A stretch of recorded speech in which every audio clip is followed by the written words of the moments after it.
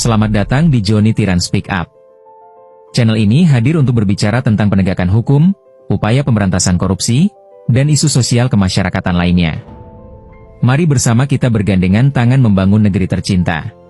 Salam kasih saudara-saudaraku di mana saja berada. Kita bertemu kembali pada kesempatan ini. Senang sekali saya dapat kembali menjumpai saudara-saudaraku dengan harapan semoga selalu dalam keadaan sehat dan tidak kurang suatu apapun. Dan yang paling penting, kiranya selalu dalam perlindungan Tuhan kita, Yesus Kristus. Pada kesempatan ini saya ingin mengajak kita berdiskusi tentang kondisi Kabupaten Kupang saat ini yang menurut kami cukup memprihatinkan.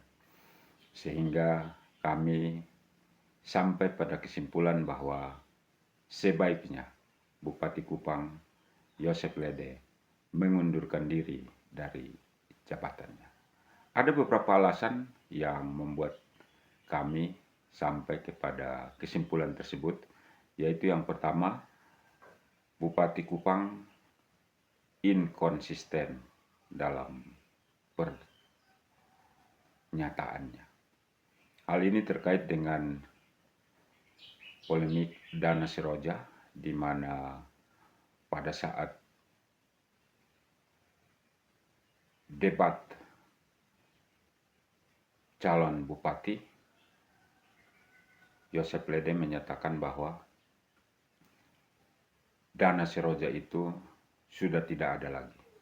Namun yang sangat disayangkan, setelah menjadi bupati, dia justru membuat pernyataan yang inkonsisten, di mana dia menyatakan bahwa Dana Seroja itu masih ada dan meminta BRI untuk mencairkannya.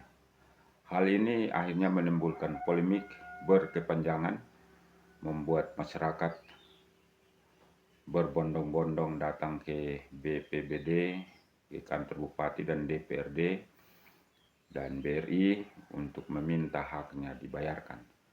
Namun ternyata polemik itu sampai sekarang masih belum selesai, dan yang patut disayangkan menurut pemantauan kami, sesuai usulan kami dalam beberapa video kami beberapa waktu yang lalu, kami mengusulkan untuk Bupati Kupang seyogyanya lah minta maaf.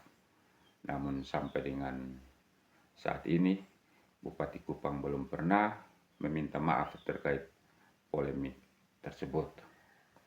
Kemudian yang kedua, alasan kami yang kedua adalah Bupati Kupang Yosep Lede patut diduga terlibat dalam korupsi perjalanan dinas DPRD Kabupaten Kupang yang sudah diusut oleh pihak Kejaksaan Negeri, dan menurut informasi kerugian negara dalam kasus tersebut mencapai 900 juta.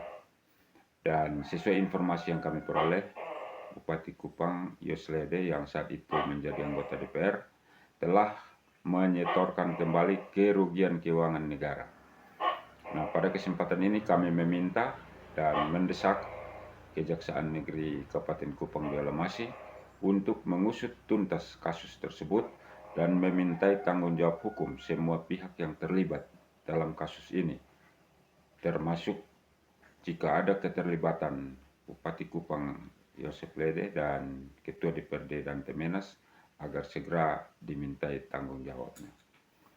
Kemudian persoalan ketiga yang menjadikan kami sampai kepada kesimpulan tersebut di atas adalah alasan soal Bupati Kupang Yosep Lede patut diduga melakukan perbuatan melawan hukum, di mana dalam kasus atau persoalan Direktur Utama PDAM Kabupaten Kupang, dia melantik dirut yang usianya jauh di atas persyaratan yang ditetapkan oleh undang-undang, di mana undang-undang menyatakan dirut harus berumur antara 35 sampai 55 tahun, tetapi Bupati Kupang Yosep Lede melantik dirut PDAM saat ini yang telah berusia 62 tahun.